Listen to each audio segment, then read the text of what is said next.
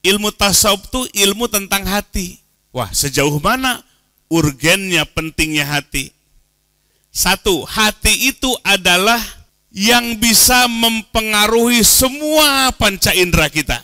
Mata kita, mulut kita, telinga kita, tangan dan kaki kita, itu semua diwarnai oleh kolbu atau hati kita.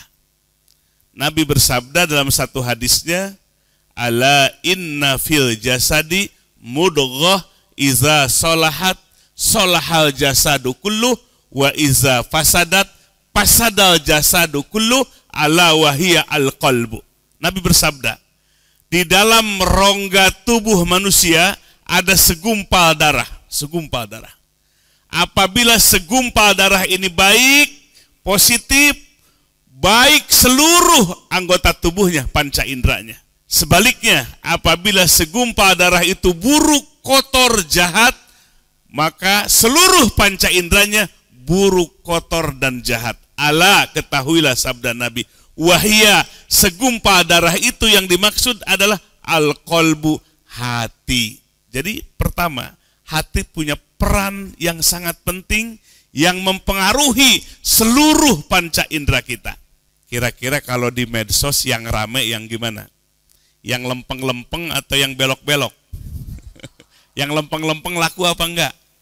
Viral apa tidak? Kenapa ya? Berarti manusia hatinya banyak yang busuk. Sehingga yang viral yang busuk-busuk. Kalau hati manusia banyak yang baik, yang positif, pasti yang viral tuh yang lempeng-lempeng. Betul apa betul? Gampang ngukurnya. Wah, kalau begitu wajib semua belajar ilmu tasawuf ini. Kedua, masih pentingnya hati.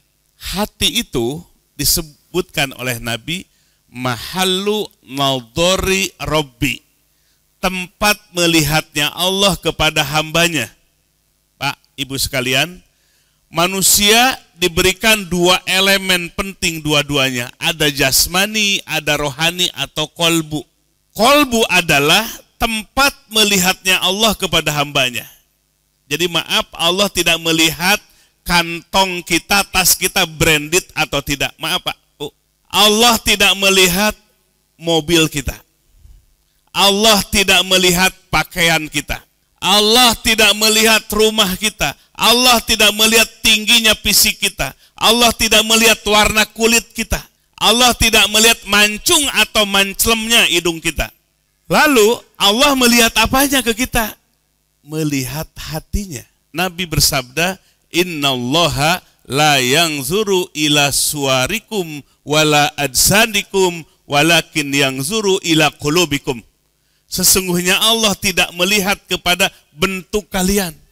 Ganteng dan tidaknya nggak dilihat oleh Allah. Allah tidak melihat tinggi dan pendeknya. Tetapi Allah melihat hati kalian.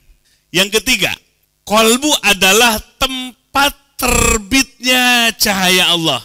Cahaya Allah itu datang bukan ke otak kita, bukan ke kaki kita. Cahaya Allah datangnya ke dalam kolbu, kemudian kolbu bersinar. Maka kolbu adalah tempat bersinar, tempat terbitnya cahaya Allah. Maka Bapak Ibu sekalian, ketaatan kita, ibadah kita tanpa cahaya Allah tidak akan diterima oleh Allah. Bisa kita taat ke masjid, datang ke masjid, sholat berjamaah, tapi tanpa cahaya Allah, pasti sholatnya tidak beres, hatinya tidak beres. Bisa ria, bisa ujub, bisa takabur, jadi sholatnya, jadi datang ke tempat ini sholat berjamaah, tapi tanpa cahaya Allah, sholatnya tidak diterima, bisa karena kotor hatinya. Jadi orang yang ibadah sampai diterima oleh Allah, karena ketaatannya itu digerakkan oleh hati yang disinari oleh cahaya Allah.